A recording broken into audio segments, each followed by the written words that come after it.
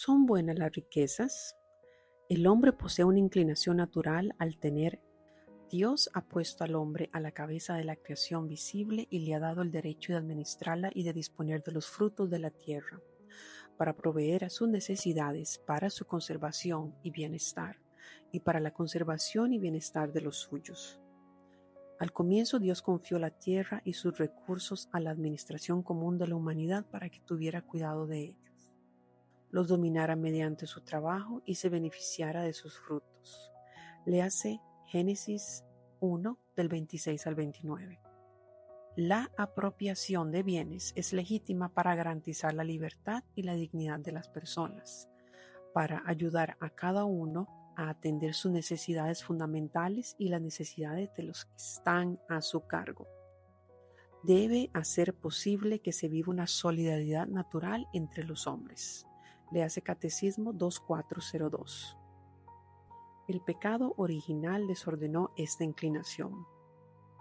A consecuencia del pecado original, el hombre se apegó desordenadamente a los bienes de la tierra, persiguiéndolos con obsesión y aún por medios ilícitos. Para él los bienes materiales ya no son un medio de salvación, sino que se constituyen en el fin de su existencia, hasta el punto que las personas hoy valen en proporción a lo que tienen. De este afecto desordenado al dinero nacen la ambición y la avaricia, de donde proceden mentiras, engaños, robos, injusticias, explotación, violencia, desunión de las familias, etc. De allí que el apóstol San Pablo advirtiera a los cristianos: debes saber que la raíz de todos los males es el amor al dinero. Algunos, arrastrados por él, se extraviaron lejos de la fe y se han torturado a sí mismos con un sinnúmero de tormentos. Primera carta de Timoteo 6:10. Peligros del amor desordenado a las riquezas. Hay que decir en primer lugar que la avaricia, amor desordenado a los bienes de la tierra, es una señal de falta de confianza en Dios, que ha prometido velar por nosotros con paternal solicitud y no permitir que nos falte nada de lo necesario, siempre que pongamos en Él nuestra confianza. Convídanos a considerar las aves del cielo, que no siembran ni ciegan, los lirios del campo, que no trabajan ni hilan, no para que demos a la pereza, sino para sosegar nuestros cuidados y para que confiemos en nuestro Padre Celestial. La avaricia tiende a ocupar el lugar de Dios en el corazón del hombre, es decir, lo va conduciendo a cierta idolatría al dinero. El hombre rico tiende a sentirse poderoso y autosuficiente, pues todos se rinden a sus pies, por lo que se cree no necesitar de Dios. Además, el hombre avaro, por su amor a las riquezas, se apega desordenadamente al mundo. Cree que el paraíso está en disfrutar de lujos y comodidades aquí en la tierra, y está gravemente expuesto a olvidar los bienes eternos y por tanto su salvación eterna. Posesión correcta de los bienes. En el Evangelio encontramos con frecuencia palabras de Jesús que hacen referencia a las riquezas. Qué difícil es que los ricos entren en el reino de los cielos. Léase Mateo 19:23. No atesoréis riquezas en la tierra, donde la polilla y la herrumbre la destruyen, y donde los ladrones las socavan y roban, sino atesorad en el cielo, donde ni la polilla ni la herrumbre destruyen, ni los ladrones socavan ni roban. Léase Mateo 6 del 19 al 20. Estas palabras de Jesús nos podrían hacer creer que las riquezas son malas en sí mismas, que los ricos definitivamente no entrarán en el reino de los cielos. Sin embargo, hay que decir que lo que reprochaba Jesús a los ricos no eran sus riquezas en sí mismas, sino el amor desordenado que tenían a ellas hasta el punto de ponerlas por encima del mismo Dios, como el caso del joven rico a quien Jesús llamó: si quieres venir en mi seguimiento, vende cuanto tienes y dalo a los pobres. Mateo 19:21. Léase. Y continúa narrando el evangelista que el joven se fue muy triste porque era muy rico. O vemos el caso de Judas, el discípulo traidor, que vendió al maestro por 30 monedas de plata. El problema entonces no está en poseer riquezas, sino en la manera como se obtienen, en el afecto que de ellas se tiene y en el destino que se les da. Estos tres criterios son fundamentales para que haya una correcta posición de los bienes. Consecución se refiere al origen de los bienes. Estos deben ser adquiridos de manera lícita, fruto del trabajo honesto y nunca de negocios incorrectos. Se deben adquirir por medios civilmente lícitos, lo permitido por la ley civil y moralmente válidos para que no hayan contra la ley moral. Es decir, no pueden provenir de actividades ilícitas y pecaminosas como el robo, la estafa, la explotación de los empleados, engaños, extorsión, etc., ni de otras que, aunque permitidas por la ley civil como la prostitución, los moteles, la venta de licor, discotecas, bares, etc., son siempre actividades pecaminosas. Afecto. Estos bienes deben poseerse sin algún afecto, teniendo claro que son un medio de subsistencia y de salvación. Jamás se pueden poner por encima de Dios o de la familia, hasta el punto de amarlos más y de dedicar más tiempo a su consecución que a la oración y al compartir familiar.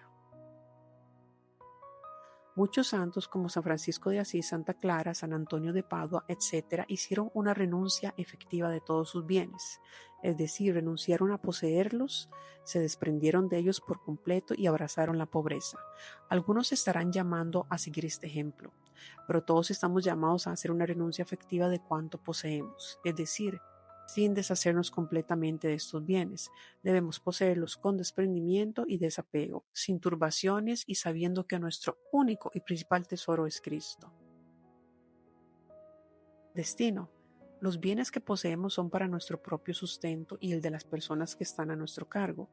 Los bienes que Dios regala al hombre son un don para que éste le sirva a sus hermanos más necesitados y de esta manera se gane el cielo. Por tanto, estos no deben ser despilfarrados, ni gastados en lujos excesivos e innecesarios, ni mucho menos deben ser gastados en cosas o diversiones pecaminosas.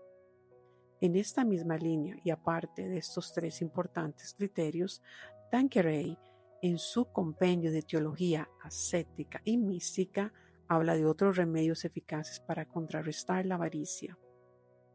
Cultivar una profunda convicción a través de la oración y la meditación, de que las riquezas no son un fin sino un medio de la divina providencia para remediar nuestras necesidades y las de nuestros hermanos, y que éstas son pasajeras y caducas, es decir, se acaban. Dios es el dueño de todas las riquezas y nosotros somos unos simples administradores. El medio más eficaz para no apegarnos a ellas es colocar nuestros bienes en el banco del cielo, empleando buena parte de ellas en obras de caridad y de misericordia. Debemos recordar aquellas palabras de Jesús. En verdad os digo que en cuanto lo hicisteis a uno de estos hermanos míos, aún los más pequeños, a mí lo hicisteis. Léase Mateo 25:40. Niveles de caridad. Entendiendo el dinero como don de Dios para el propio bienestar y para servir a los demás, es necesario, pues, que profundicemos un poco más en la manera como podemos ejercer la caridad cristiana, como un medio eficaz de santificación y a través del cual se borran muchos pecados. Estos son los niveles de caridad. Limosna. Es donar alguna cosa a una persona necesitada para aliviar una necesidad puntual. Esta solo alivia la necesidad presente, es decir, alivia el hoy. Beneficencia. Alivia el mañana. Consiste en dar a instituciones preferiblemente católicas, cuyo objetivo es la caridad física. Dichas instituciones se responsabilizan de ayudar periódicamente a un cierto número de personas. Capacitación. Consiste en brindarle a una persona la oportunidad de formarse y aprender una técnica o un arte en la que pueda llegar a desempeñarse laboralmente y de esta manera ganarse la vida. Como dice el refrán popular, no es dar el pez sino enseñar a pescar. Alivia el mañana. Evangelización es dar a la persona la mayor riqueza y el mayor tesoro que alguien pueda poseer. Evangelizar es dar a Cristo y por tanto es dar el cielo. La evangelización alivia la eternidad. Dar lo malo es pecado, dar lo que me sobra es obligación, dar lo que me falta es virtud, darlo todo es santidad. María y la caridad. Toda la vida nuestra Santísima Madre fue un dechado de amor. En medio de la pobreza más sublime, ella, estando destinada a ser la reina del cielo y tierra, nació y vivió en la más absoluta pobreza y desprendimiento de todo lo terreno. Y en medio de esa absoluta pobreza poseyó la más grande riqueza, Dios. Podemos contemplar la gran caridad de nuestra Madre con su prima Isabel, a quien va a servir por 3 meses. Seguramente asimismo hizo durante toda su vida con muchos otros. Pero su mayor acto de caridad con los demás y con nosotros fue el haber dado al mundo el Salvador. A través de su sí nos dio el más grande tesoro, nos dio a Cristo. Para la práctica de esta lección, donar a una persona necesitada un bien material al que se esté muy apegado.